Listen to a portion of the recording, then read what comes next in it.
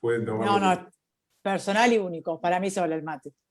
Pues sabés que he sido, por decir eso, he sido declarado persona no grata por no sé qué cuerpo de concejales de Posadas. ¿Por Eh, qué? porque dije, quería poner sobre el tapete el tema de no compartir la bombilla, que era una cosa increíble. En Argentina se venía la pandemia. Sí, Vos sabés cómo somos los argentinos, vivimos con la calefacción prendida y las casas abiertas, pero las sí. recomendaciones que dábamos, que copiadas de los países europeos, era la de ventilar las casas, cuando en Argentina las casas están casi de por sí ventiladas. Y Sí. nadie decía nada sobre el mate, entonces, de no compartir la bombilla. Entonces, yo digo, bueno, si yo salgo a decir no comparta la bombilla, no pasa nada. Entonces mandé un tuit diciendo que el mate era responsable de la decadencia nacional, como para llamar un poco la atención y meter el tema, Claro. y me terminaron declarando persona no grata en Posadas. Y salieron, claro, salieron los susceptibles, claro, y sí.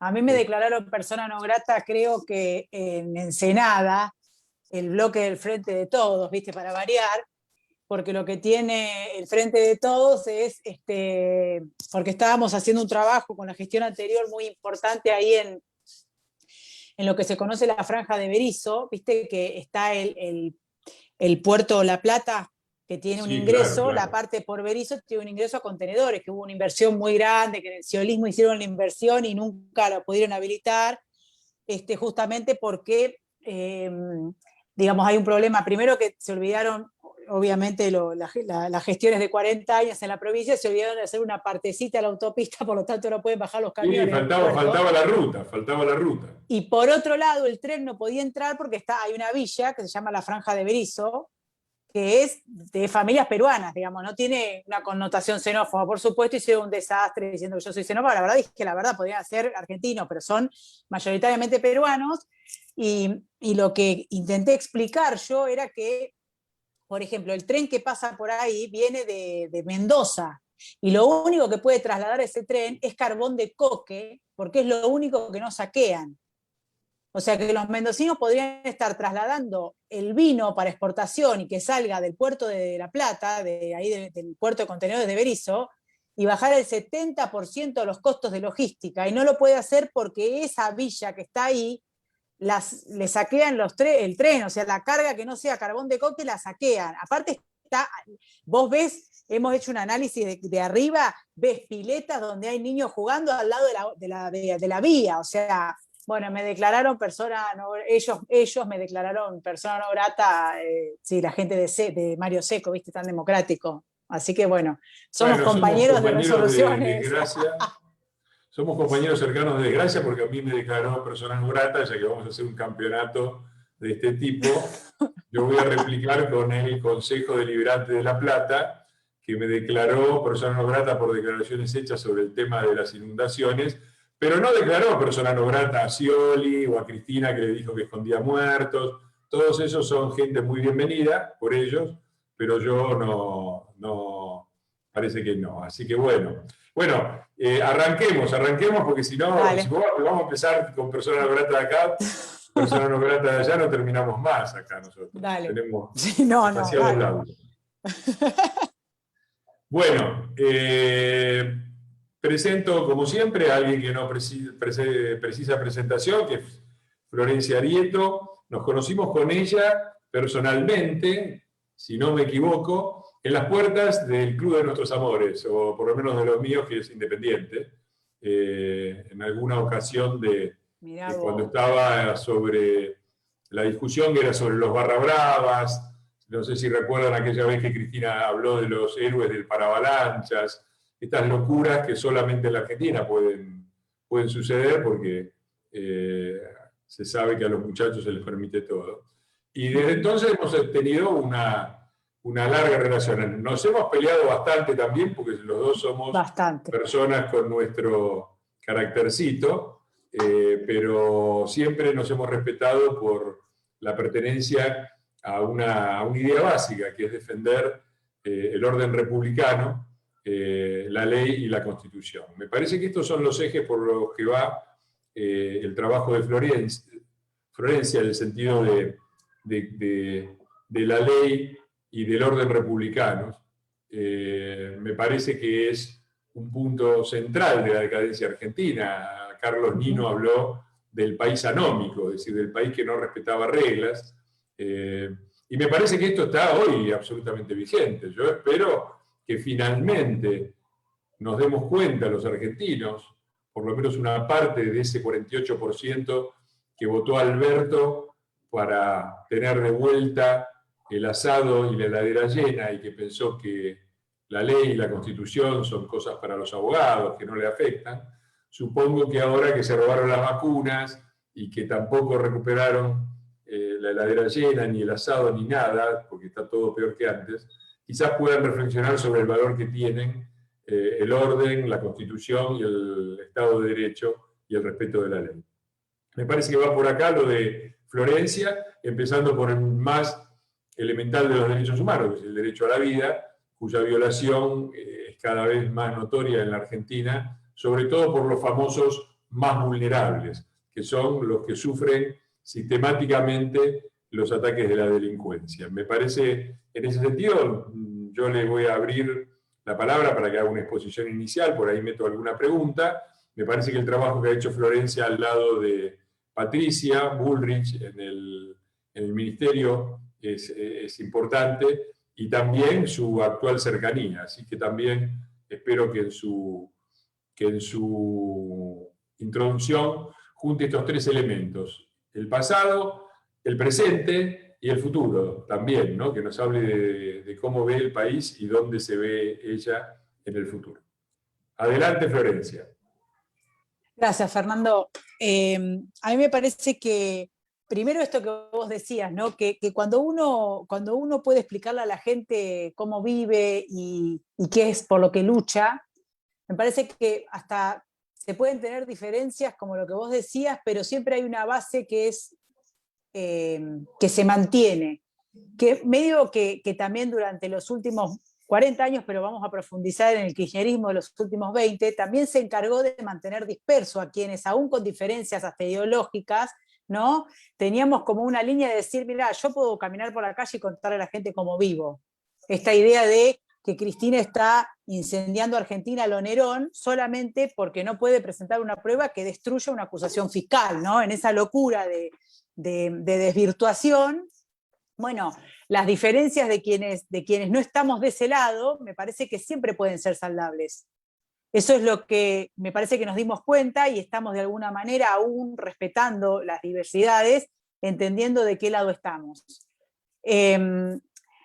A ver, a mí me pasó algo, no quiero ser autorreferencial, pero sí me parece que es interesante ponerlo sobre la mesa. Yo me recibí de abogada en la Facultad de Derecho de la UBA, en donde el Departamento de Derecho Penal y Criminología está tomado por el zafaronismo. No hay manera que no salga formateada en esa idea de aplicación del derecho penal.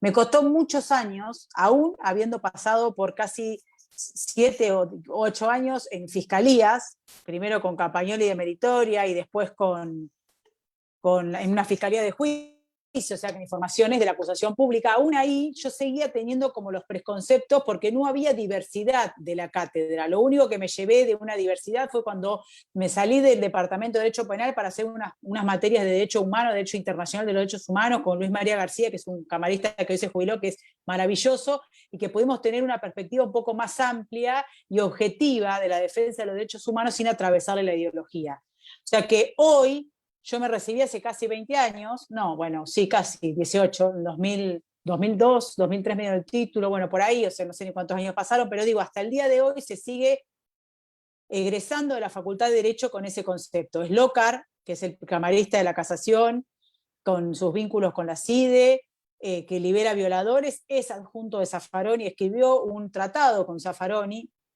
que para quienes hacemos teoría del delito, bueno, en lo personal yo no creo en la tipicidad conglobante, que es un elemento muy puntual que intenta imponer Zaffaroni, pero aparte me costó mucho encontrar en doctrina argentina de derecho penal, un derecho penal objetivo, creo que de aplicación por fuera de la ideología y de la justificación del delito. Creo que Sanzinetti es el que más se acerca, pero es un subjetivista, una persona que le da mucha mucho desarrollo a la decisión de ejercer un acto ilícito, ¿no? Entonces, no me siento tan cómoda con él, pero es el único que yo puedo observar que no está atravesado por una ideología de tendencia abolicionista. Lo que hace Zaffaroni, básicamente, es traspolar la criminología entendida como industria de control del delito, el análisis de cómo el capitalismo se enriquece cuando hay delito, que eso es una realidad, pero que lo analiza Neil Christie, que es un criminólogo noruego, en donde en ese país cierran cárceles por falta de chorros. Entonces hace una traspolación directa a Argentina, suponiendo que nosotros podemos aplicar esa ideología no solamente al análisis académico, que no estaría mal si Zaffaroni lo hace. La verdad que Zaffaroni tiene libros muy buenos cuando habla de criminología en el sentido del análisis de cómo una persona se convierte en criminal. Ahora, vos no podés trasladar la doctrina o la academia a un juzgado penal de Quilmes. Me explico, donde tenés una banda de pibes chorros, financiados y protegidos por los Grabois de la vida, dentro de una villa, sometiendo no solamente a los vecinos de la villa, que son mayoría, que tan pobres como esos pibes chorros no delinquen, sino a los vecinos que salen a trabajar a las 5 de la mañana y las roban en el colectivo, o a los Jorge Río de la vida, el jubilado que tuvo que pasar una detención porque un fiscal no entendió que él se defendió en su casa, como lo dice el Código de la Legítima Defensa. Entonces, durante casi 20 años, excepto Jacobs, que es un académico alemán, que fija el objetivo del fin del derecho penal, que es que la verdad que la delincuencia no se reproduzca, básicamente.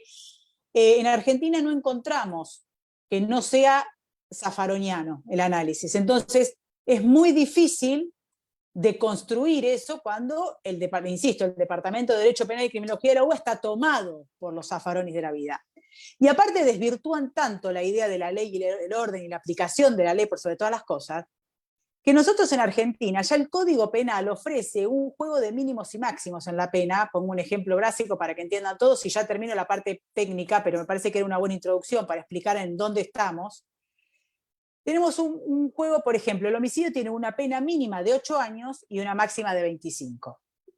Es decir, que el legislador cuando generó el Código Penal y los académicos que entendieron constitucionalmente cuál iba a ser el fin de la pena para los argentinos, quedó plasmado que es preventivo especial y preventivo general, no es retributivo como en los Estados Unidos o en España que te pueden meter 5.000 años de cárcel. En general, se trata de conseguir que las personas condenadas luego entiendan que eso está mal y con herramientas estatales que están presupuestadas y que nunca se cumplen no vuelvan a delinquir. Ahora, el kirchnerismo, con la doctrina zaffaroniana del abolicionismo y de la justificación del delito por origen social, gran falacia, porque si la condición para delinquir es la pobreza, tendríamos que estar en guerra civil. Tenemos casi 50% de pobres, por lo tanto, una falacia. Y aparte tampoco explicaría el delito de cuello blanco. ¿Por qué una persona que tuvo acceso a la educación, que tuvo acceso a la alimentación, que tuvo acceso a la universidad, como un contador va a terminar siendo el lavador de guita de un narco? No se explicaría esos delitos. Entonces, estoy acá, justo se me corrió, pero ya estoy. Entonces, ellos instalaron fuertemente esta idea y del otro lado quedamos medio descolocados y no supimos contrarrestar argumentativamente. A mí me llevó mucho tiempo construir un discurso que yo pueda discutirles a ellos sin que me corran con que estoy matando guachos. Básicamente es eso, el gatillo fácil cuando es cualquier cosa, si es menor aunque mate. Entonces, lo encontré por el lado del Código Penal, por eso hacía esta introducción. El Código Penal tiene mínimos y máximos, es decir, que ya en el análisis del delito, el tribunal que está juzgando a la persona que delinquió va a analizar los atenuantes o agravantes de esa persona que están juzgando y se van a inclinar o más por el mínimo o más por el máximo. O sea que antes de llegar a la condena ya se hace un análisis y quizás la circunstancia de marginalidad extrema, de falta de autoridad en la familia, de falta de formación educativa, de acceso temprano a las armas y quizás problemas con drogas sean en delincuencia juvenil, más que nada, atenuantes que permitan a los jueces entender que hay una ausencia de cuestiones básicas del Estado que de alguna manera no promovió, pero facilitó que el chico, en vez de ir a la escuela, termine delinquiendo, sin justificarle el delito. Ahora, ellos nos ofrecen otra cosa, anulan ese análisis, se apropian del 1% que delinque de la villa. A ver, vamos a poner un ejemplo. En una villa viven 20.000 personas. Grabois, el movimiento Evita, la Garganta Poderosa, como quieras que la llamen, no tienen un trabajo territorial de toda la villa. Ellos van a buscar a la banda que tiene las armas. En general son pibes chorros. Le pagan los abogados a los pibes chorros y construyen el relato de que cada vez que, o en el caso de la prefectura que está dentro de la 21-24, o de alguna policía provincial que tiene que ingresar a la villa a detenerlos porque están robando, reconstruyen la violencia institucional. Anulan la idea de que ese chico delinquió para convertirlo en una víctima de gatillo fácil o de violencia institucional. El silencio del resto de la villa se debe al terror que esa familia de esos pibes chorros se instalan en el barrio, que son la minoría, pero están armados. Pongo un ejemplo. En un barrio de la ciudad de Buenos Aires y en otro de La Matanza, dos situaciones parecidas. Un chico que estudia y trabaja y se rebusca el mango y le cuesta un montón y la mamá hace un esfuerzo bárbaro para que el chico llegue al colegio. Y una banda de pibes chorros de la misma edad que ese chico, que viven en la misma manzana del barrio, lo roban o lo obligan a pagarle semanalmente un peaje, si no, matan a su familia. Cuando nos enteramos de estos casos, yo, asesora de la ministra Bullrich, en gestión, acompañamos a ese chico víctima a hacer la denuncia. En el caso de la ciudad de Buenos Aires fue lo más elocuente, porque fuimos al programa Atajo, que es una forma que tuvo la justicia de descentralizar a los lugares más postergados la posibilidad de que los chicos tengan acceso a la justicia. Me recibió el fiscal, a mí no, a la familia, con una persona del equipo. ¿Cuál fue la carátula que puso? En lugar de ser extorsión, que era una extorsión, que le estaban haciendo una banda de delincuentes a un chico que trabaja, que si no le daba plata semanalmente le iba a pasar algo malo, que tiene un mínimo de 5 años, por lo tanto los pibes chorros terminan presos, le pusieron amenazas recíprocas y dijeron que era una pelea de bandas. Eso es el kirchnerismo. Invisibiliza al chico que tan pobre como la banda de pibes chorros no roba, que son la mayoría. Entonces, si nosotros no entramos ahí y le discutimos eso, desde afuera queda lo que dijo Grabois, se lo te digo en una entrevista, que es una mentira, es decir, nosotros estamos en las villas y porque nosotros estamos, el narco tiene un límite. Mentira. Ellos están donde el narco los deja estar, ellos protegen y financian con abogados a los pibes chorros y tienen sometida al resto de la villa porque manejan los planes que muchas familias cobran. Entonces el kirchnerismo utiliza el derecho penal como ariete para, en el caso de Cristina propiamente, de decir que la persiguen en lugar de discutir pruebas, y en el caso de la violencia que pasa en los barrios más vulnerables, donde primero pega la inseguridad, es silenciar a la mayoría y legalizar o proteger a la minoría delincuente.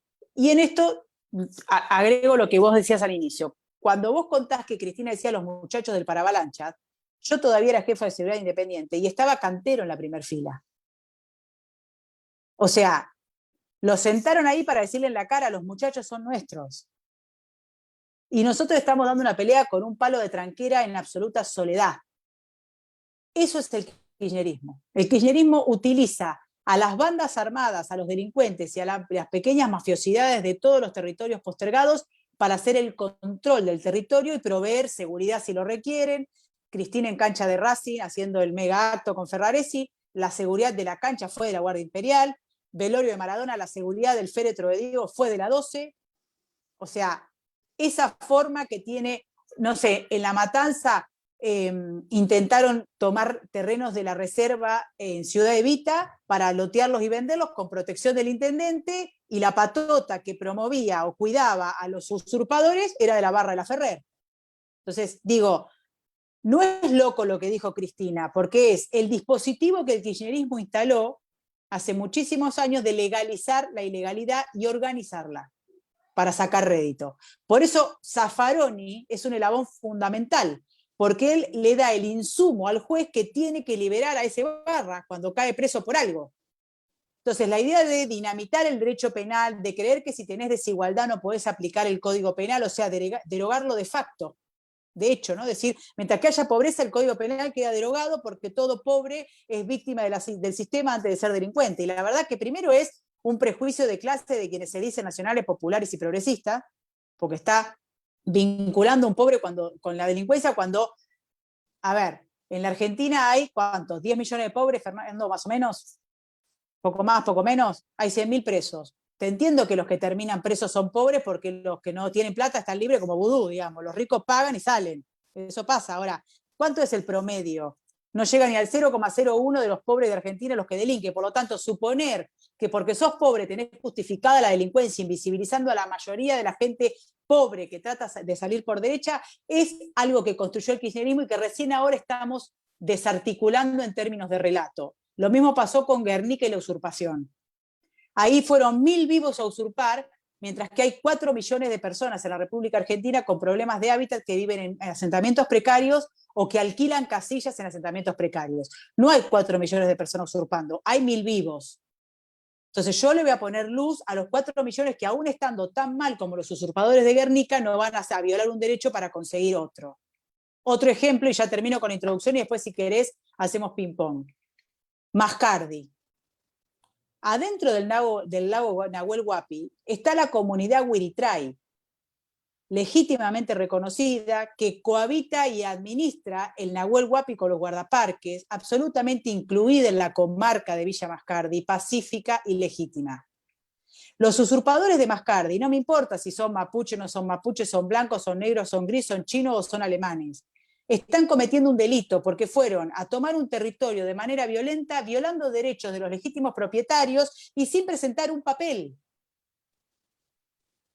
¿Qué hace el kirchnerismo que tomó el parlamento mapuche, que el presidente se llama Carriqueo y que es kirchnerista, y que está financiado por todo la orga kirchnerista que está en el sur? ¿Qué hace Carriqueo? Dice, la derecha viene a atentar contra el pueblo mapuche. No, querido. Nosotros queremos meter presos y desalojar a los usurpadores de Mascardi porque son violentos delincuentes. No tiene nada que ver con el pueblo originario. Y no te escuché, Carriqueo, defender a los Huiritray, que están siendo extorsionados por los jones gualas que usurparon Mascardi, porque quieren el mismo territorio que tienen los Huiritray. Pero ¿qué hace el kirchnerismo? Invisibiliza a los Huiritray para proteger a los jones gualas. Eso es el kirchnerismo. Pero con un relato contundente que te incomoda porque te ataca personalmente, vos lo sabrás mejor que nadie, no te argumenta, no te contraargumenta, te ataca. Entonces vos estás discutiendo lo que te hicieron es de manual del kirchnerismo. Te dice, vos le estás discutiendo esto, ¿por qué invisibiliza a las comunidades originarias para proteger delincuentes? Y él te dice, vos callate, chorro, que te compraste un dúplex, no importa que sea mentira, pero te desestabilizó porque te atacó frontal.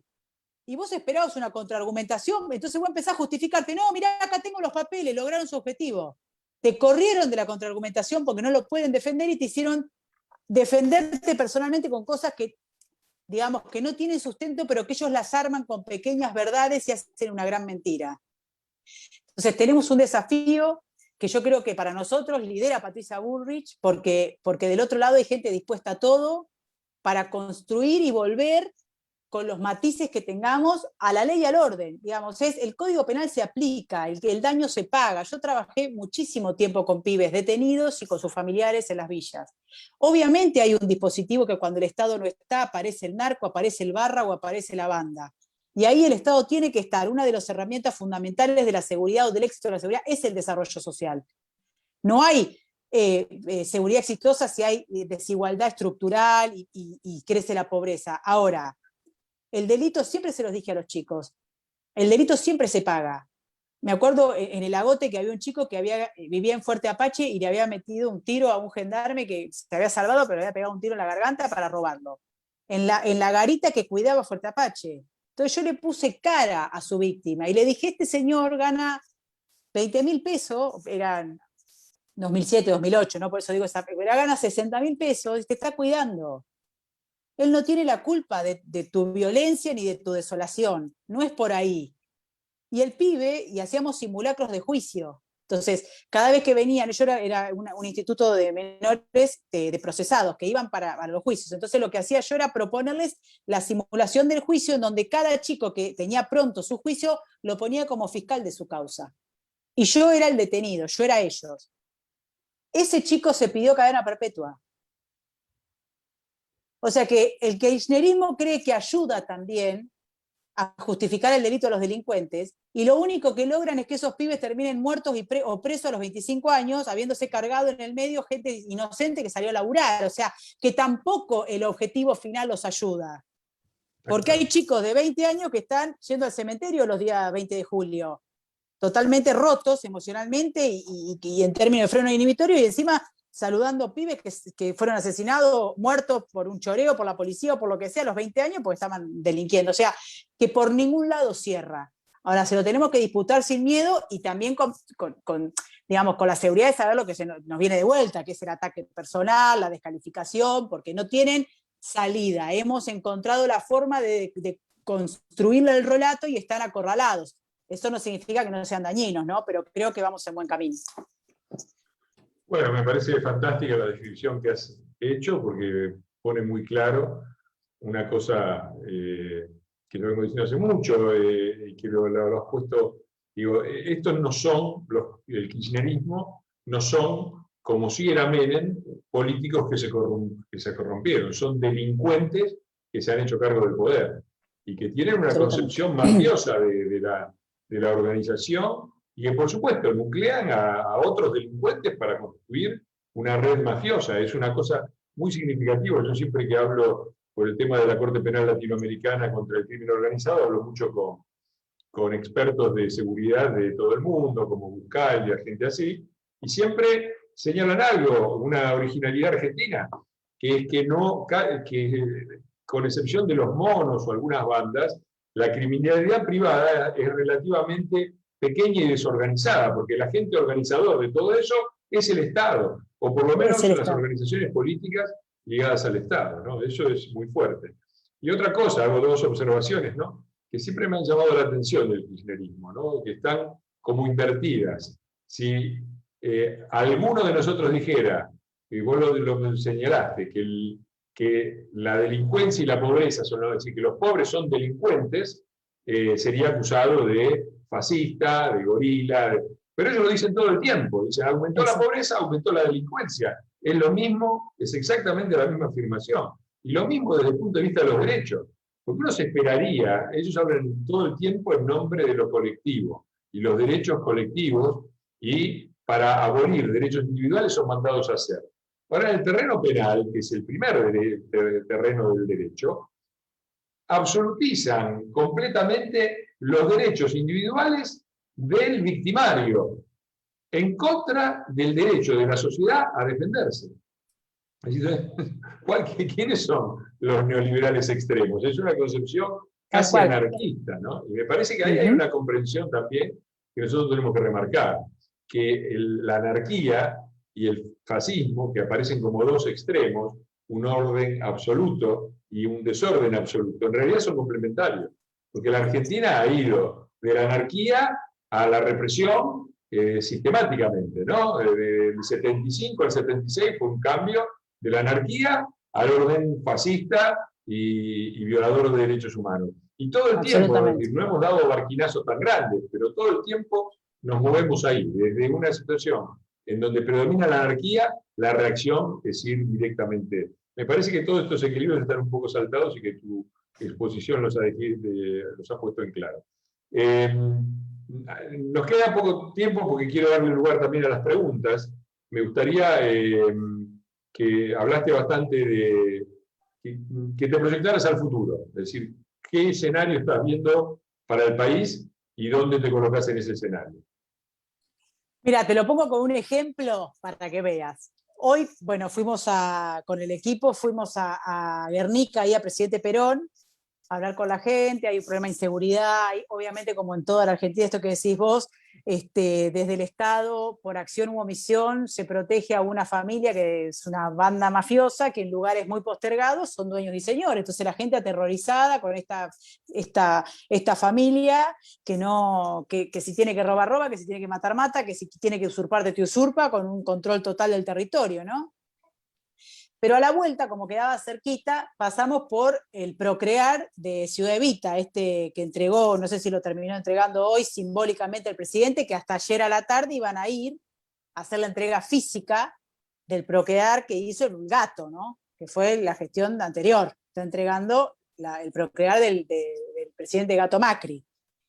Que se lo apropian, ¿no? Porque está bueno que las gestiones avancen, pero haciendo, ¿no es cierto?, digamos, nobleza obliga, diciendo que fue una obra del gobierno anterior.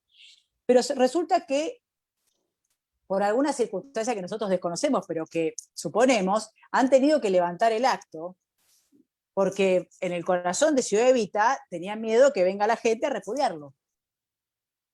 Entonces, digo, o sea, hice un video y lo subí a Twitter, y este es lo que yo veo para el futuro. O sea, perdieron la calle en La Matanza, perdieron la calle en Formosa. Es un síntoma. Y me parece que el punto de inflexión fue esto que vos hablaste en algún momento, que dijiste, de esta idea de que el kirchnerismo, con tal de someter a la individualidad, ¿viste?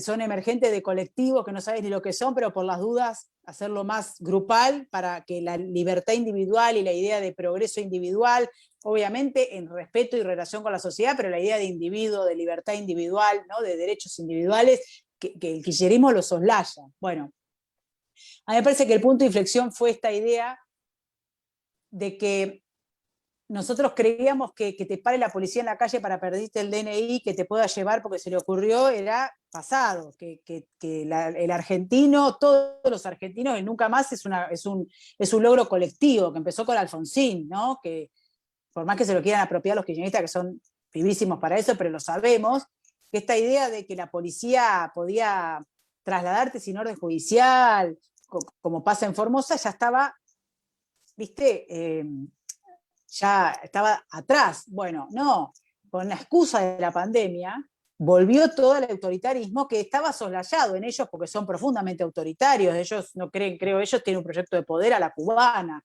disfrazado de una democracia a la Venezuela que se vota amañado, pero digo, no tiene una intencionalidad de respetar, ¿no?, la división de poderes, lo que significa la Corte como órgano contrapoder, justamente opuesto al presidente, pensando en cómo se creó la Corte Suprema después de la batalla de Caseros y de que Rosas se fue exiliado, que se había arrogado la suma del poder público. Lo que se quiso es justamente evitar que, porque te votes circunstancialmente, te conviertas en un tirano autoritario y nadie te puede sacar. Entonces la Corte es totalmente lo opuesto al electivo, es sin elección y perpetua. El otro es electivo y limitado. Entonces digo, querer destrozar la Corte y justamente atacarla por los atributos que Urquiza, Alberdi y todos los gobernadores de la Confederación forjaron en la Constitución original de 1853, es atacar el sistema.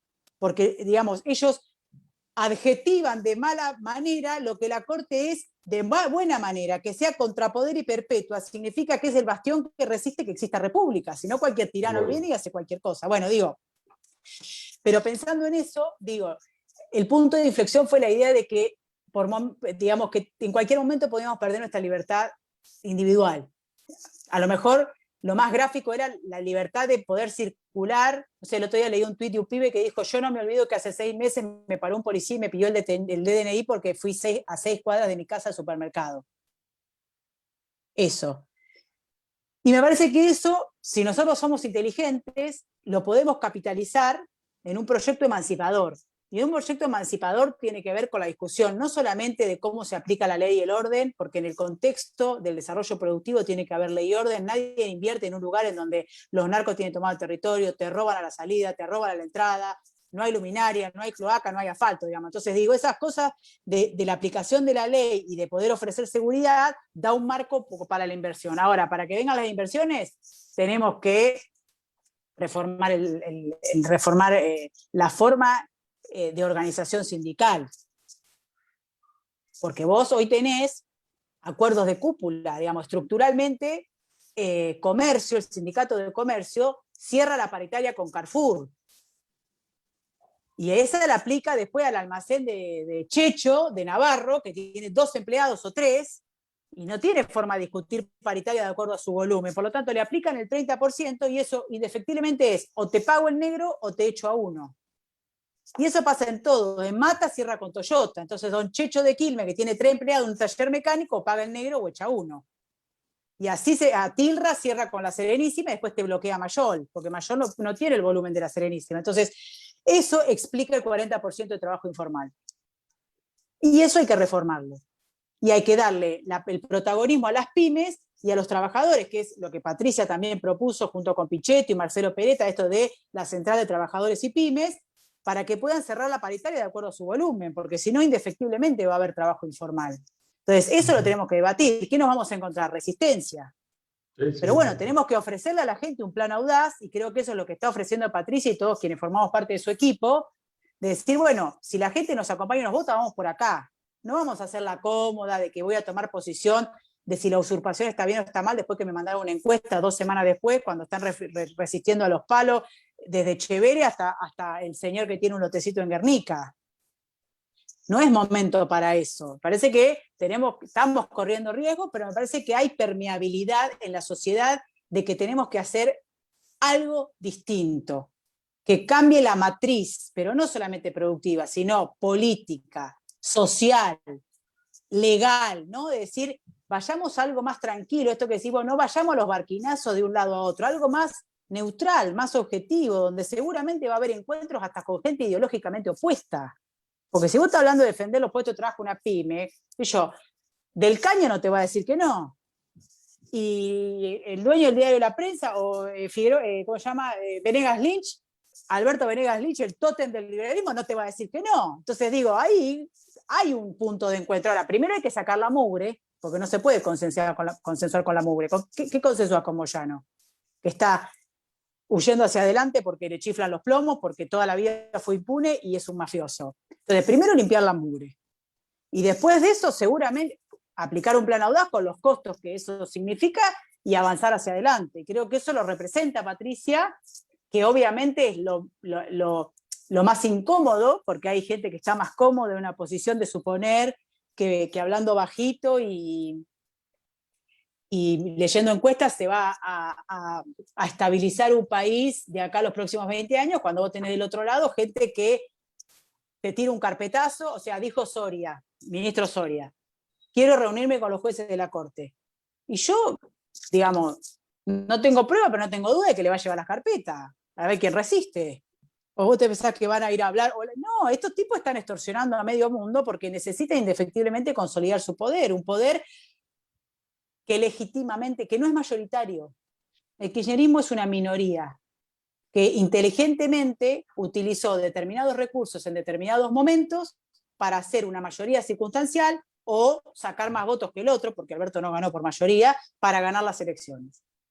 Y nosotros tenemos la posibilidad ahora de discutir ese relato de hace 20 años que caló muy hondo en algunos sectores y sin miedo esto, ¿no? De decir, bueno, Estela de Carlotto no me representa. Abuelas de Plaza de Mayo es algo distinto a Estela de Carlotto. Mientras Estela de Carlotto esté de presidente de Abuelas de Plaza de Mayo, es un organismo a disposición de Cristina.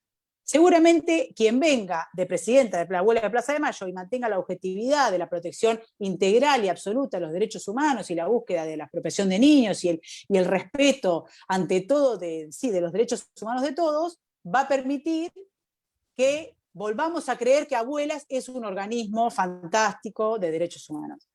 Pero bueno, eso es lo que viene. Ahora, poder decir eso sin temor a decir que acabas de criticar a un tótem y te salen todos a la yugular, es una evolución nuestra también. A lo mejor es cierto cansancio de una agenda remanida del kirchnerismo, pero nos costó y por eso tenemos que contraponer una estrategia que convoque, y lo que no podemos hacer es subestimar a Cristina, que muchos lo hacen, ¿no? Cristina es los Panzer entrando a Bélgica. Si nosotros no entendemos eso, seguramente no vamos a poder emerger como la propuesta que saque a Argentina de estos barquinazos. Entonces, lo que veo es un pueblo dispuesto a pelear por su libertad y un partido opositor, o por lo menos en la parte que corresponde al liderazgo de Patricia, decididos a hacer valer esa libertad y lo que conlleva esa libertad, ¿no? El progreso, la producción, el empleo, la reconfiguración de todas las organizaciones que generan esas cosas que están. Vos pensás que Camionero está aplicando un convenio del 80. y no lo podés tocar porque te bloquea. O sea, la conciliación obligatoria la haces en el Ministerio de Trabajo, que está tomado por los sindicalistas. Tráeme al Ministerio de Producción para conciliar obligatoriamente. Entonces, producción defiende al empresario y trabajo defiende al sindicalista. Si no, ¿qué conciliación hay posible si vos tenés dos partes contra una? Todas esas cosas hace un tiempo no se podían discutir. Yo creo que ahora hemos evolucionado y es un momento histórico oportuno para dar esos debates que son de profundidad, ¿no? Bueno, ojalá, y ojalá tengamos oportunidad. Bueno, yo tengo un proyecto que siempre queda atragantado para momentos de mayoría, que es la reforma de las organizaciones sindicales, ¿no? Que es muy difícil de hacer, porque no las podés tocar directamente desde el Estado, porque afectás la libertad de la sociedad civil. Pero sí se puede, creo yo, el truco que he pensado y que está en el proyecto de ley, es que si quieren acogerse a ciertos favores del Estado, beneficios del Estado, como por ejemplo no pagar impuestos o manejar las obras sociales, entonces tienen que respetar el ordenamiento jurídico del Estado, que implica una serie de cosas. Renovación de los cargos, presencia de las minorías en las comisiones directivas, etcétera, etcétera, etcétera. Y es un proyecto que va a dos puntos que a vos te son muy, muy cercanos, que son las organizaciones gremiales y los clubes de fútbol, que tienen más o menos el mismo tipo de problemas, incluidos las de segunda instancia. Es decir, la AFA se parece mucho a la CGT en todo el resultado, ¿no? Terminan predominando las mafias y, al ser de segundo grado, siempre hay un mecanismo que hace que quede con el poder el peor, el que tiene mayor capacidad de cooptación, ya sea porque te ofrece plata o porque te amenaza con el plomo. Pero bueno, vamos a las preguntas. Sí, ahí me dicen que las obras sociales no deben estar manejadas por el sindicalismo, sí, sí, pero no es algo que decido yo aquí en mi casa. Me parece que hay que ir por el lado correcto y tratemos de proponer cosas que sean posibles. En el largo plazo yo creo lo mismo. Las obras sociales, recordémoslo, los sindicatos, así como están, fueron creados sobre la base de la Carta del Laboro de Mussolini, por Perón, y las obras sociales cayeron en manos de los sindicatos en 1976, con el golpe de Onganía, como una retribución de Onganía al apoyo recibido por parte de Perón y de las 62 organizaciones que estaban en la primera fila. Yo me acuerdo, era muy chiquitito, pero he visto las revistas de Luz y Fuerza de mi abuelo, que era afiliado sindical, con Tacone, Bandor y todos en la primera fila de Onganía, y la recompensa fue eso, el control de las obras sociales, y todavía estamos ahí.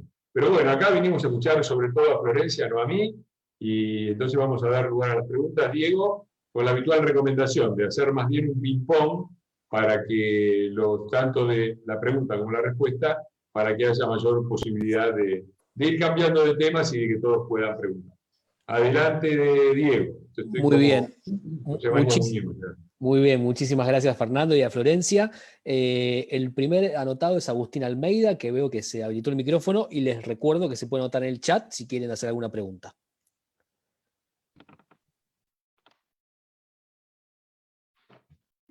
Hola, buenas tardes. Buenas tardes, ¿cómo te va? ¿Qué tal, Florencia? Bueno, mira, breve también, dos cositas.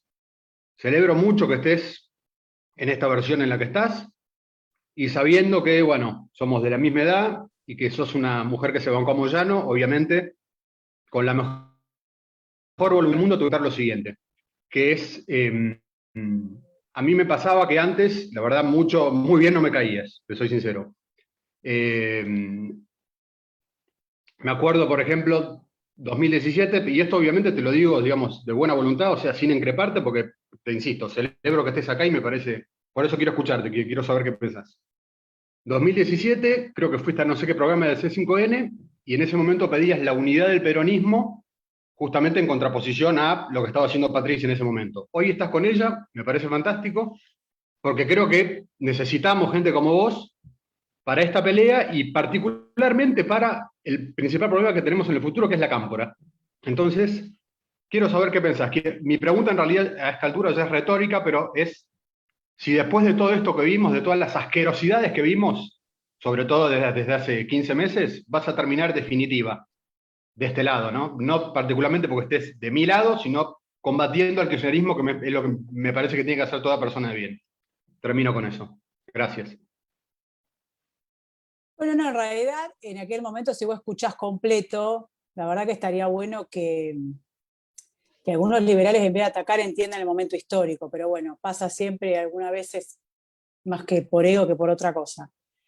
Yo estaba en el Frente Renovador, y nosotros siempre dijimos en el Frente Renovador que inicialmente había sido una fuerza moderna, moderada. Yo tengo raíces peronistas, por lo tanto, igualmente había un montón de gente, pero de distintos lugares, pero era la idea de ganarle a Cambiemos, aun cuando María Eugenia gobernó durante los 2 años de la gobernación, por lo menos, con los acuerdos del Frente Renovador, que le íbamos a ganar a Cambiemos porque éramos mejores. A mí me parece que lo que sucedió con Cambiemos, nosotros, la verdad que tuvimos más coincidencias con Patricia que otra cosa, y en lo personal, yo cuando me sumé, yo tuve una charla muy larga respecto a Santiago Maldonado, porque obviamente cuando uno está en la oposición y por afuera, tiene tendencia más a ser absolutista respecto de las situaciones, y después cuando vos estás en la gestión hay cosas que, digamos, es más difícil de manejar. De todas maneras, es una charla que quedó entre nosotras, pero pudimos intercambiar puntos de vista de cosas que yo consideraba que, bueno, que necesitaba algunas aclaraciones que tienen que ver más con las bambalinas de una gestión que con lo que emergía en la prensa, por un lado. Pero si vos te das cuenta de qué manera nosotros trabajamos, más allá que obviamente éramos oposición, la ley del arrepentido, las nuevas técnicas de investigación y todo lo que tiene que ver y que permitió de alguna manera que mucha prueba que estaba estancada o muchas causas que por ahí no avanzaban pudieron avanzaron porque nosotros se las votamos a Patricia, porque las presentó el Ministerio de Seguridad de la Nación. Por lo tanto, yo nunca me sentí incómoda con el estilo de Patricia, porque más allá de lo que diga el kirchnerismo, que la quiere poner como la derecha mataguacho, el trabajo que hicimos en los barrios, con un programa muy bueno, que la verdad que lo primero que hizo el kirchnerismo cuando volvió ahora en 2019 fue desmantelar lo que se llamaba barrios seguros, que era entrar a las villas a despejar de a poquito, porque no lo podés hacer en grande, porque si no, no te sale, pero de a poquito, manzana a manzana, al narco. Eso bajaba el nivel de violencia y a partir de que nosotros podíamos controlar ese territorio, ingresaba educación, salud, ¿no? Dejamos una posta de una fuerza de seguridad, y esa gente que es la más vulnerable al delito sentía que el Estado estaba cuidándolos, ¿no? Cuando parece que siempre se olvida. Entonces yo en lo personal nunca tuve diferencias con Patricia, y si vos les preguntás a Massa tampoco las tiene. Ahora, las cuestiones electorales o las cuestiones de alianzas para llegar al poder, obviamente no es lo mismo que lo que vos podés sostener en la gestión. Yo conozco mucho el kirchnerismo, y hace muchos años que sé que tiene 2 tácticas, es el ataque frontal o la victimización. Y también la utilización de banderas caras para los argentinos, como pueden ser los derechos humanos, o como puede ser lo que fue la construcción del Nunca Más, eso que fue una construcción colectiva, como para suponer que estaban haciendo las cosas bien, ¿no? Entonces, eso estaba claro. Ahora, en aquel momento yo nunca fui mesa chica, digamos, las decisiones las tomaba la mesa chica de Frente Renovador. Y algo sucedió en las cúpulas que también explicaría por qué Massa termina con Cristina y no de este lado y no hubiéramos perdido. ¿Me explico? Y ahora te voy a hacer un análisis político más allá de lo personal. Entonces digo, cuando vos estás tratando de aislar a una minoría como es el kirchnerismo, que se valió de un montón de tácticas, pero por sobre todo las estructuras peronistas para hacerse del poder, entonces hay como herramientas que tenés que utilizar a los efectos de que podamos construir el poder o el volumen suficiente para lograr ese aislamiento. Yo lamento, y sinceramente, más allá de que a mí Massa me echa del partido porque de repente se amigó con Moyano, no sé, y suponía que yo puedo denunciarlo y después amigarme. Y la verdad que, digamos, lo que pasa también mucho en la política, que por ahí también Fernando puede hacer alguna manifestación, es, vos estás en un partido pero la corrupción es transversal al sistema político, o sea, no es de un partido. Entonces vos estás en un espacio en donde parece que está todo bien, yo puedo contar a la gente cómo vivo, yo no le robo al pueblo, tengo un montón de defectos, pero no le robo al pueblo, no creo que la política sea eso. Entonces de repente estás en un partido fantástico, con todas las convicciones y las decisiones puestas en función de, y de repente por cuestiones que te exceden, insisto, al no ser cúpula ni mesa chica, te cambian la cuestión y terminás pegado a Moyano, en mi caso. Entonces, no tenés chance, ¿entendés? Porque pareciera que el poder lo tiene bien instituido a eso para pegarte la idea que sos saltimbanqui, que te vas de los partidos. Pero sinceramente no tenés chance, porque si no tenés que quedar pegado un chorro.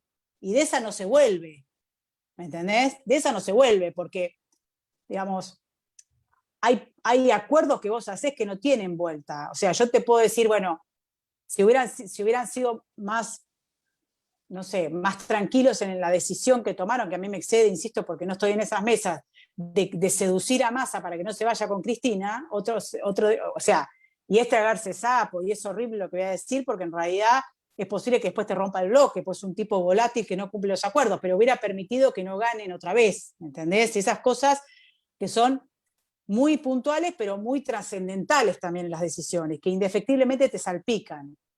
Ahora, esta cosa de estar, o de como te dicen, no, estabas acá y te fuiste, en lo personal siempre tiene que ver porque el límite fue que ya no es que, yo no soy botona, a ver, yo el día que sea fiscal federal te meto en cana si choreás, pero si estás en un grupo donde no sos la que lidera y sabés que puede haber gente que viene del menemismo y que por ahí estuvo en Entel, viste esas cosas que vos sospechás que puede, ya, no, que venga un fiscal y se lo lleve, yo no lo voy a defender, pero no lo ando marcando. Ahora, cuando a vos te obligan de alguna manera, dentro de un esquema orgánico medio vertical, a pegarte a algo, y ahí te tenés que ir. Entonces, la chance que yo tenía es irme a mi casa cuando pasa eso, es decir, el Frente Renovador me termina expulsando, aún antes que acuerde con Cristina, porque no era, ni siquiera estaba en miras esto, era el enero de 2018, diciembre de 2017, que Massa era aliado de María Eugenia. En ese momento se tomó una decisión en donde ya no era el Facundo Moyano, con el que conviví, no le hablé nunca, pero el chico no tiene las causas del padre, tampoco los delitos se heredan, uno puede entender la complejidad de estar en la política argentina, pero después ya no era Facundo, que es el hijo de, era, hay que encolumnarse detrás del negro. Básicamente esa fue las palabras que me dijeron. Yo le dije, mira, déjame dar la discusión interna, porque yo lo denuncié, el tipo es mafioso, el tipo ataca a la matriz productiva, o sea, no, hay cosas que no, hay líneas que no se cruzan. Entonces, ahí me fui. ¿Qué tendría que haber hecho yo para evitar que supongan que dije esto y que hice esto y que irme a mi casa? Porque si no, indefectiblemente tenía que ir a Juntos por el Cambio, que era el que estaba dando la pelea y en el que Massa se empieza a partir de ahí de alejar para pegarse más cerquita a Alberto, que era el armador, o pensar que más Alberto Fernández era el armador del Frente Renovador, y terminar confluyendo con Cristina. No me fui a mi casa porque tengo vocación, porque me gusta la política, no hay muchos espacios. Entonces me encuentro en un lugar en donde me respetan la diversidad, pueden entender esto desde un lugar constructivo y no destructivo, y por lo menos tengo eso, la idea de decir, el kirchnerismo va por tu libertad, o sea, ni siquiera es posible consensuar. Se puede consensuar hasta con el menemismo, te respetaba los acuerdos, pero ellos tienen una construcción muy a lo cubano, muy a lo montonero, ¿no? Son los hijos de los montoneros el trasvasamiento general de Cristina. Entonces, irme a mi casa es observar cómo mis hijas van a crecer en un país que a mí no me gusta porque yo no hice lo suficiente. Y hacer lo suficiente, ¿qué es? Tragarme los sapos de que me digan tal cosa porque estuve cambiando de partido. Pero bueno, estoy dispuesta a pagar ese costo porque me parece que hay un espacio y hay un punto de inflexión en Argentina en donde si nosotros perdemos las legislativas y Cristina gana y reforma la Constitución, ya no tenemos vuelta atrás. Entonces eso también es lo que convoca. Pero digo, en lo personal a mí la comodidad con Patricia, más allá de que podamos tener diferencias en algunas cosas, es una mina que yo puedo estar con ella porque no chorea, digamos, no le roba al pueblo. Entonces, eso que parece tan normal, pero que es tan excepcional en la política argentina, a mí me da comodidad más allá de las diferencias que pueda tener con los que formó parte del espacio, ¿no? Poco lo explicó así, quise ser amplia como para que se entienda, ¿no? Muy bien, muchísimas gracias. El siguiente anotado que le pedimos se habilite su micrófono es Jaime. Acá Jaime, estoy. por favor. Muy bien. Acá estoy. Gracias, Florencia, gracias, Fernando. A mí con Florencia me pasaba algo parecido a lo que pasaba a Agustín, hasta que la empecé a escuchar mejor y dije, esta mina es dura, es buena. Y me terminé de enamorar cuando la llamó ministra de Cultura, la ministra de Seguridad. Esa noche fue maravillosa, maravillosa. Ahora, para sacar a esta gente, creo que hace falta no un frente electoral, porque se enoja Fernando que vamos a llenar de gente, pero lo que yo veo es que lo que sería la oposición, ¿viste? Salvo 2 o 3 voces que salen, entre las cuales están ustedes, a hacer fuerza y a rebatir cada cosa que hacen, yo veo una cosa muy blandengue. Yo soy radical de toda mi vida y ver a los radicales peleándose por migajas me parece una porquería. Y digo, a ver, ¿a dónde vamos a ir con todo esto? ¿Cómo hacemos con esta cosa para enfrentar a una mafia organizada? Eso. Sí, es el desafío de todos. A mí me parece que estar con la gente, con la agenda de la gente más allá de la rosca, es algo elocuente. A mí me parece que eso explica de alguna manera el crecimiento en las encuestas de Patricia, ¿no? Evitar discusiones, yo lo decía, qué sé yo, no en términos peyorativos, porque lo conozco a Martín Lustó, pero hoy que yo les contaba que estuvimos en Guernica, después nos fuimos a Ciudad Evita y andamos por toda la tercera sección electoral, porque hay que hacer base ahí. Yo venía charlando y decía, no sé cómo salió el tema, porque se estaban peleando por unos votos ahí en Córdoba, la interna radical, y decía, Martín Lustó baja solamente para hablar con dirigentes de él porque tiene algún objetivo. Yo, la verdad que haciendo política en la ciudad, que es mucho menos complejo, no digo que sea fácil, digo simplemente que es un poco menos complejo que la provincia, sería más fácil, digamos, convocar.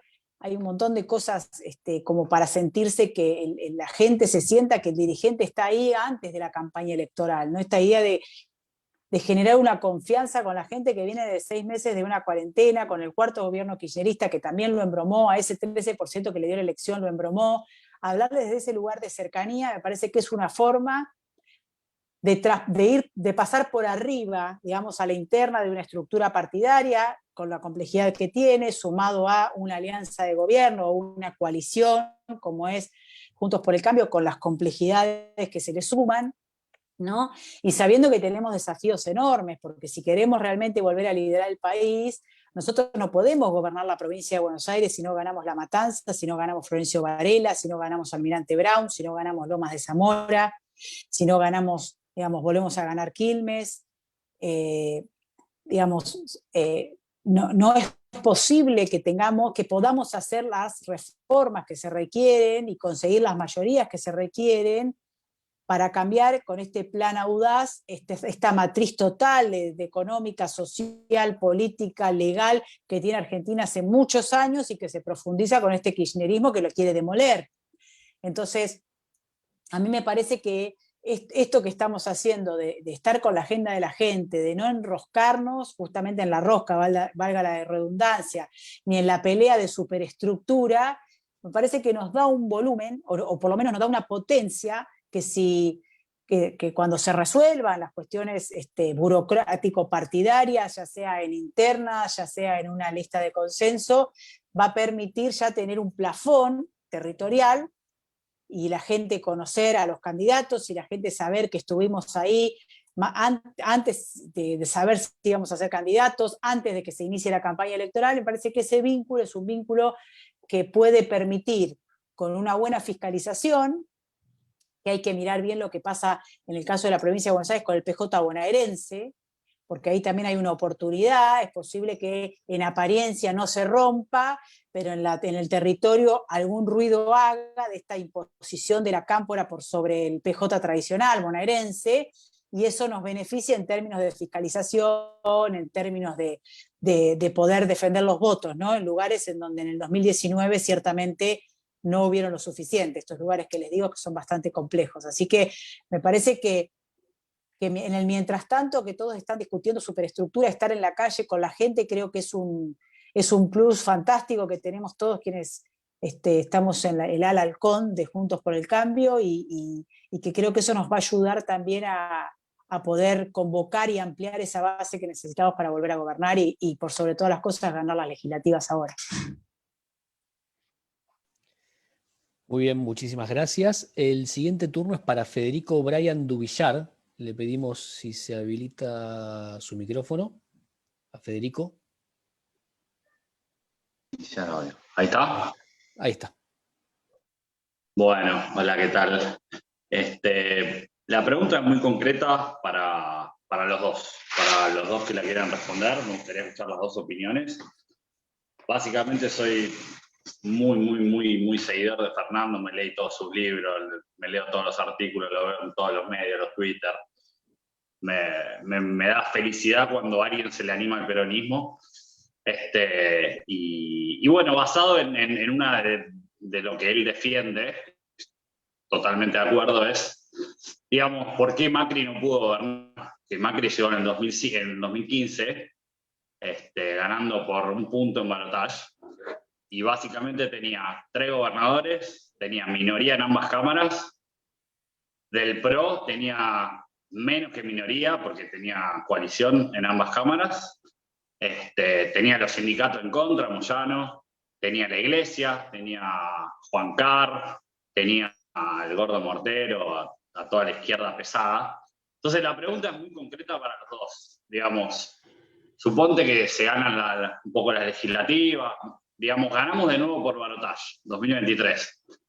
Y Fernando y Florencia, o sea, ¿cuál es la estrategia que se podría hacer para gobernar, para tener poder de leyes, dado el mismo escenario que es muy posible? O sea, nadie le va a ganar al peronismo en primera vuelta con 50 puntos y tener mayoría en ambas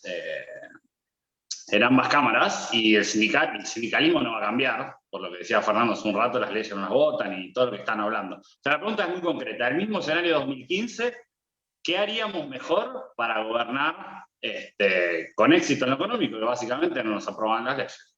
Bueno, es lo que pienso yo. ¿Qué haríamos diferente? Bueno, yo creo que a mí me parece que respecto a la autocrítica que hay que hacer de la gestión, yo creo que si el presidente Macri terminó con el 40 y medio, 41%, cuando se fue, el tema económico, por más que el kirchnerismo lo quiera mostrar como catastrófico, no fue tan determinante, pues si no tendría que haber perdido por 50 puntos. A mí me parece que lo que nos impidió tener esos 7 puntos para llegar al balotaje, o los 4 que faltaban para llegar al balotaje, tiene que ver con que para la mayoría de la gente con 2 cosas, me parece. Una que tiene que ver con la falta de muñeca, por decirlo de alguna manera, de un ala del gobierno de aumentar las tarifas que son necesarias, pero no escalonarlas. Entonces hubo gente que votó al presidente Macri, que me lo han dicho, digamos, por eso lo puedo contar, es que tenían que elegir entre comprar la comida mensual o pagar la luz. Y eso pegó a la línea de flotación de los votantes propios, no de los propios que están convencidos, sino de ese voto en el medio, que es mucho más cercano a Juntos por el Cambio que al Frente de Todos, y sin embargo eso lo sintió como algo que los alejó. Y lo otro que también sumó, yo creo que tiene que ver con el ala moderada de Juntos por el Cambio, que fue sigamos, como dice Patricia, y no cambiemos. Entonces, con la excusa de comprar paz social, siguió engordando al movimiento Evita. Y con la excusa de convocar a los gobernadores en una especie de complejo de Edipo, le facilitó toda la financiación para que después nos caguen en las elecciones. Esas 2 cosas me parece que no tanto la cuestión del gobernador en sí, pero sí en las provincias en donde no ganamos, tiene que ver con que creímos en personas que nos embromaron, como los gobernadores peronistas a los que les facilitamos la cuestión fiscal, digamos, la coparticipación y demás, Y por otro lado, la sensación de que Grabois tenía tanto más poder que el que tuvo con el kirchnerismo, porque se sentaba en el Ministerio de Desarrollo como si fuera el dueño. Y no se hizo nada por las pymes que podrían generar el trabajo que necesitamos para dejar de engordar a los Grabois. Entonces, ahí hubo, bueno, yo creo que se impuso el ala moderada en el entorno del presidente Macri. El presidente Macri tuvo la última palabra, pero bueno, tuvo más peso para él, evidentemente, y él lo podrá explicar, no lo desconozco, el ala moderada que pedía, acordemos con Moyano que está todo bien, pensando que la mafia no te va a extorsionar, cuando había que avanzar y había que obligarlo a discutir el precio de la logística, porque si no era inviable este país, sigue siendo inviable por eso. Y yo creo que eso fue lo que hizo que no podamos sostener la gestión, ¿no? Que es necesaria para modificar un estilo de gobierno que nos llevó a este lugar, a 6% del déficit. O sea, que vos te jubiles y aportes toda tu vida. Me pusieron el ejemplo con la jubilación una vez que es fantástico. Si vos sacas un plan rombo para sacar, no sé, el Renault Megane, ponele, un Megane o un Fluence, ¿no? Y estás pagando por mes para sacar el Fluence. Y en un momento dado viene el dueño de la empresa y te dice, hola, ¿qué tal? ¿Sabe qué? Se va a llevar un Renault 18. Porque metía 200 más que no pagan. Entonces tengo que prorratear lo que ustedes pagan, que son los menos, por lo tanto no va a llegar al Fluence, va a llegar al Renault 18. Eso pasó con las jubilaciones, básicamente. Había gente que había aportado, que iba a cobrar de acuerdo a su aporte, y en un momento dado metieron 3 millones de personas que tienen derecho a tener algo, pero tiene que ser por fuera del sistema jubilatorio tradicional, porque si no lo que pasa es, con la plata de los que aportaron le vas a dar a un montón y lo que vas a lograr es igualar para abajo, que todos ganen menos y que el que aportó toda la vida lo embrome porque ni siquiera va a cobrar proporcional a lo que aportó. Ese es el estilo. Lo mismo que ahora con ganancia. 40.000 millones de palos reventados para darle el beneficio de no pagar a los que ganan más de 150.000 cuando el promedio de Argentina es 50 lucas de sueldo. Ni siquiera pega en la gente que está, viste, con el changa ahí a fin de mes al cuello. Pero eso es lo que hace. Entonces, para cambiar eso, hay que bajar el déficit, hay que bajar el gasto. Entonces, yo creo profundamente que Juntos por el Cambio es la única coalición que puede bajar el gasto y acomodar y equilibrar las cuentas para poder desarrollarnos sin necesidad de tener que pagar el agujero financiero. También se necesitaba audacia para convencer, y más como decís vos, no teniendo mayoría en ambas cámaras, no teniendo nada. Entonces, la audacia también tiene algo de convicción y de firmeza. O sea, pará, hasta acá. En cambio, yo creo que hay muchos de la coalición de gobierno, del gobierno de Juntos por el Cambio en aquel momento que tenían complejo de peronista no reconocido. Y eso hizo que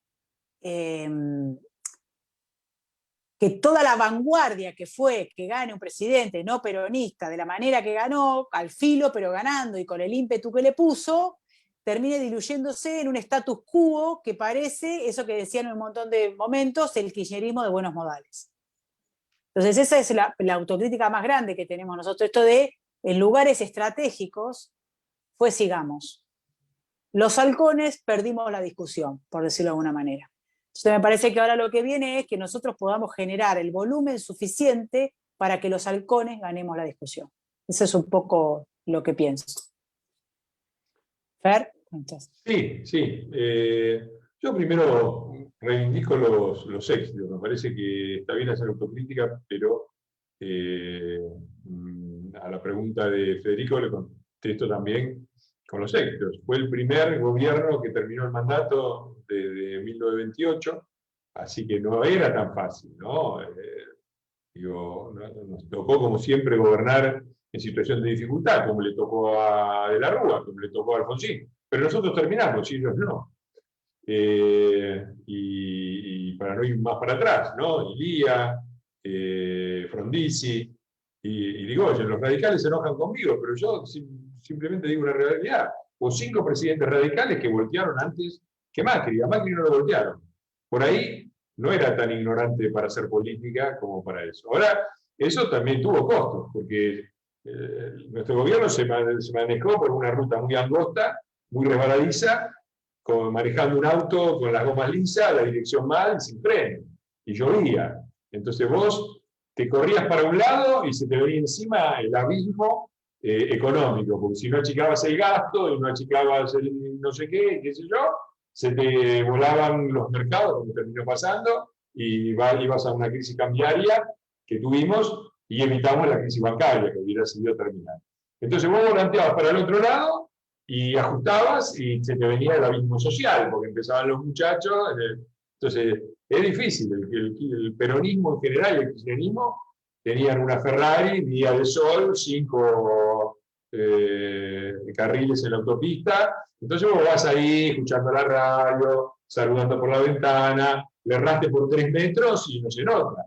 Ahora, si le erraste por 3 metros con el fitito en la ruquita embarrada y abismo de los dos lados, ¿viste? Empezás a meter la rueda en la banquina y todo el mundo se empieza a agarrar la cabeza y dice, uy, uy, uy, nos vamos al pozo. Bueno, eso es así y no nos fuimos al pozo, porque también fuimos, y es un escándalo que, si en un país normal todas las fuerzas liberales estarían detrás nuestro aplaudiendo a Macri, porque fue la maniobra de ajuste económico, macroeconómico de la historia más grande, sin crisis social, sin ajustazo, sin gualdazo, sin 2001, sin hiperinflación, sin Rodrigazo.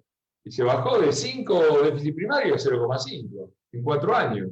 Vos se lo contás a gente que sabe de economía, por ejemplo, mis profesores de la maestría que estoy haciendo en Bolonia, y dicen, no, pero qué bárbaro, ¿cómo hicieron para bajar eso? Y acá vienen los liberales y te dicen, pero no bajaron el gasto, no bajaron el déficit. Y es un país alocado y muy difícil, ¿no?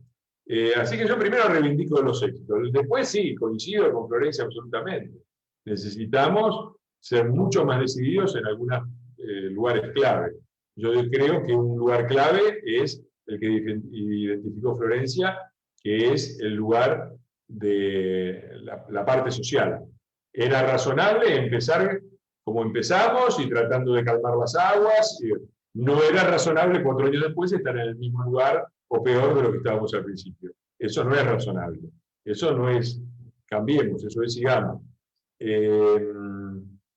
Otro es el tema más específico mío, digamos, que es la comunicación, que es la famosa batalla cultural, ¿no? Era razonable acomodar un poco de entrada, después había que dar la discusión política. Y acá había una contradicción, porque el gobierno hacía una cosa, pero al mismo tiempo, Mauricio, por ejemplo, yo soy diputado porque me llama Mauricio personalmente y me dice, yo quiero que vos las cosas que estás diciendo desde afuera las digas desde adentro, que estés en la Cámara y defiendas estas ideas. O sea que por ahí le gustaba más mi estilo de comunicación, que es parecido al de Florencia, y no el de otros. Ahí, batalla cultural, o para decirlo sin términos militares, que a mí no me gusta la idea de batalla cultural, ¿no? Es hacerle una gran concesión. En la batalla cultural se mata al enemigo. En el debate público se imponen los mejores argumentos. Entonces, debate público. Otro es el que también señaló Florencia, el tema de las provincias. Yo ahí soy peronista.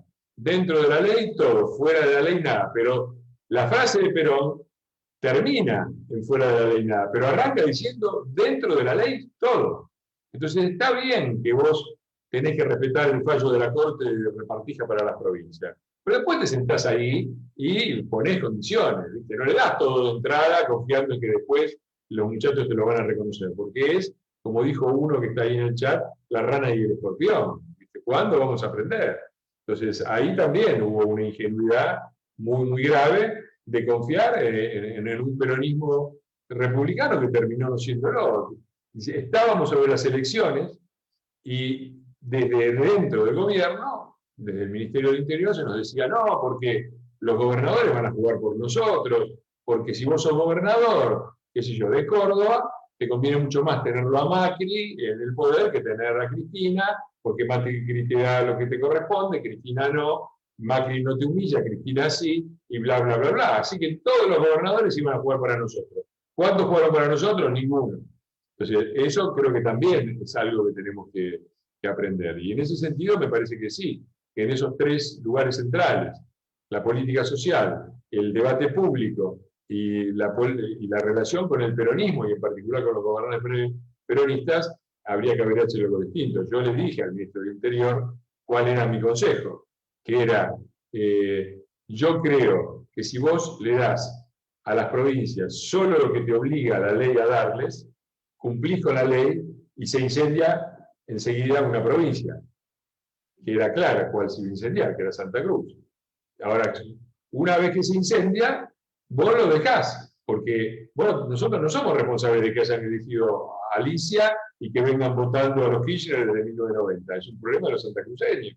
Entonces, que se hagan cargo de lo que eligieron, que te lo vengan a pedir ellos, que los santacruceños pidan la intervención federal en Santa Cruz. Entonces vos ahí metés la intervención federal en Santa Cruz y vas a ver como todos los muchachos, desde Gildo hasta el gobernador de la Tierra del Fuego, entienden cómo viene. Entonces ahí hay algo que aprender del peronismo, que es que la lucha por el poder es la lucha por el poder. No se puede ser ingenuo y eso no quiere decir hacer cualquier cosa. Quiere decir lo que dijo el general. Dentro de la ley todo. Dentro de la ley todo. Después, fuera de la ley nada. Pero primero dentro de la ley todo. Porque si vos encima que estás en debilidad, no jugás todas tus cartas dentro de la ley y decís, no, esta no la juego porque se ofende fulanito y acá voy a quedar mal con menganito y tengamos esperanzas en qué sé yo, y bueno, terminás jugando con un rey, una sota y un 4 de copas y perdés. Bueno, estamos excedidísimos de tiempo. No sé si te parece, Diego, una última pregunta, si Florencia está de acuerdo, y cerramos. Bien, entonces el siguiente anotado es Cristian Enchós, que va a tener el privilegio de hacer la última pregunta. Le pedimos que se habilite el micrófono de este Café con Iglesias, ya agradeciéndole la brevedad. ¿Qué tal? Buenas noches. Muchas gracias, muy lindo la charla. Bueno, mi pregunta, yo soy de Formosa y mi pregunta es más con respecto a lo que está sucediendo aquí, con el tema del DNU que sacó el presidente ahora hace unos días, que acá claramente no se acató, y recién mañana, mañana 18, van a ver, la mesa del COVID va a sacar una resolución nueva que supuestamente se va a adaptar al DNU presidencial. Sin embargo, acá no hay muchas esperanzas de que eso suceda, que quiere decir que va a profundizarse la crisis. Ya hay otras ciudades del interior de Formosa que están siendo aisladas de la misma manera que Clorinda y que es parte de Formosa.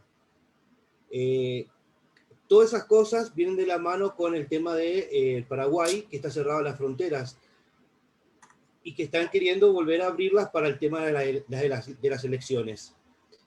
Todo esto como el partido o las fuerzas, ¿cómo se van a organizar para poder tener un registro, un control, o qué herramientas pueden utilizar para poder tener todo esto que no se le vaya de las manos? Bueno, eso sería la pregunta, no sé si se entiende bien. Sí, perfecto. Muchas gracias. Primero que no solamente los que traen de la frontera ahí con Formosa y Paraguay, sino que yo sospecho que la derogación del decreto del presidente Macri, en donde se agilizaban los procedimientos para expulsar personas que delinquieron acá extranjeras e impedir el ingreso para aquellas que venían con antecedentes penales, tiene que ver con lo electoral, porque por más que digan que para una persona que viene del extranjero para poder votar tiene que estar 2 años de residencia, con los truchos que son los kirchneristas, no te quepa duda que les va a dar al otro día que ingresan el DNI para votar. Así que creo que este año tenemos la ventaja de la experiencia, que eso también ayuda mucho, y en lo personal a mí, que uno va con el tiempo ganando experiencia y aprendiendo un montón de cosas, que tiene que ver con todas estas trampas que utiliza el kirchnerismo para intentar imponerse electoralmente, que quizás en algunas elecciones las hemos o pasado por alto o no les hemos dado la importancia que tienen.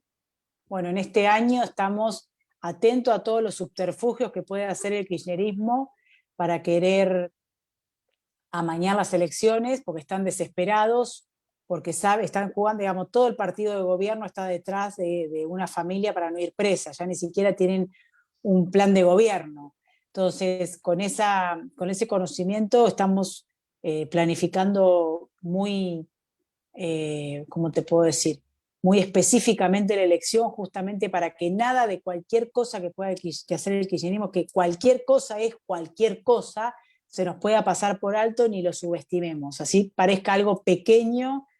Para nosotros este año se juega el destino de los próximos 20, digamos, como Argentina República, así que estamos trabajando en cada una de las provincias, en cada una de las localidades, no solamente con los fiscales convencionales y demás, sino con estos detalles, estas pequeñas trampas, estas ventajeadas, estos amañes que podría eventualmente intentar el kirchnerismo para no perder las elecciones. Así que quédate tranquilo que en Formosa estamos y vamos a ir, bueno, lo lidera de nosotros Waldo, ¿no? Waldo Wolf, pero están también los radicales y tanta gente que ha ido.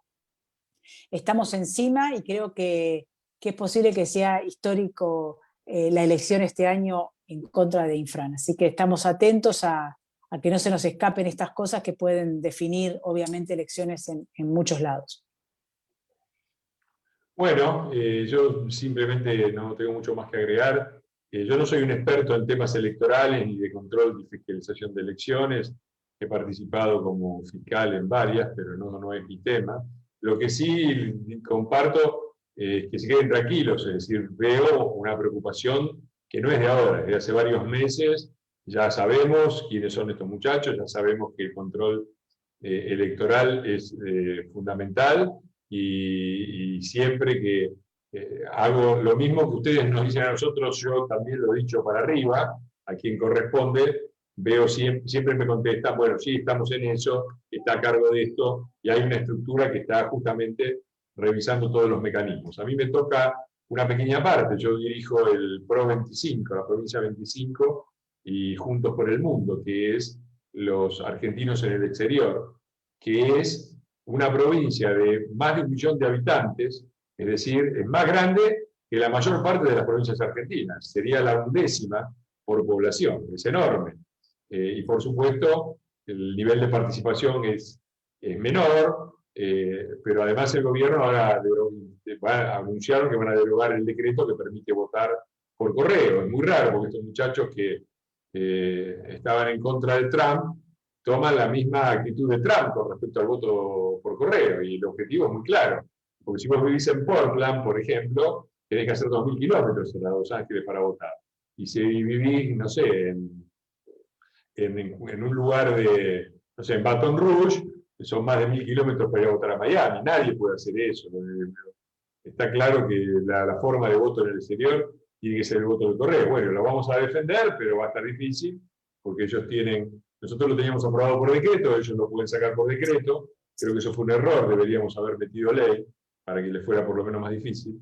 Pero bueno, la vamos a pelear. El viernes creo que será un artículo mío en La Nación y vamos a dar la pelea. Y en ese terreno que me corresponde y en los demás, en los que están todos. Bueno, cierro, sobre todo porque la veo a Florencia, que ya se puso el verde irlandés y va a celebrar el St. Patrick's Day con una birra. Exacto. Probablemente en el baño de la casa, porque no sé cómo andan las birrerías donde vive ella, pero va a estar complicado. Están todas fundidas, cerraron todo. Yo, bueno, no estoy cerca del downtown, no vimos el downtown, pero estoy a unas cuadras, digamos, era el lugar. Se han cerrado el Kilkenny, todas las históricas están cerradas, una tristeza. Bueno, en tu casa nomás, abrite. Sí, obvio, una fresca. Y cerramos. Bueno, te agradezco mucho, creo que fuiste muy clara, y creo que las preguntas y las respuestas reflejaron el aprecio que todos te tenemos. Un aprecio no exento de críticas por algunos, porque habían arrancado muy... Por supuesto, y está bien, es saludable. Que diste fue muy clara, muy decidida, y me parece que, repito, es muy importante la incorporación de gente como Florencia, que viene con convicciones firmes y que viene con un currículum y no con un prontuario, porque también a veces nos traen gente que viene con el prontuario y yo digo, no me traigas a ese. Que es muy difícil, claro, muy difícil, sí. Me parece que la batalla que ha dado Florencia en el tema de seguridad y la lucha contra las barras bravas y las mafias, y su colaboración con Patricia habla claramente de dónde está. Así que cerramos con los micrófonos abiertos, el aplauso habitual. Muchas gracias. De Café con Iglesias. Gracias. Y nos vemos pronto. Gracias, la verdad muy bueno. Gracias, felicitaciones. Excelente, excelente. Fuerza, Gracias fuerza por la- Fernando, por el fuerza espacio. Florencia. Gracias. Gracias, Gracias. Gabo. Gracias, Fer, por el espacio. Muchas gracias a todos. Gracias a ustedes. Chau, chau. Gracias, Fernando. Chao, chao, hasta luego.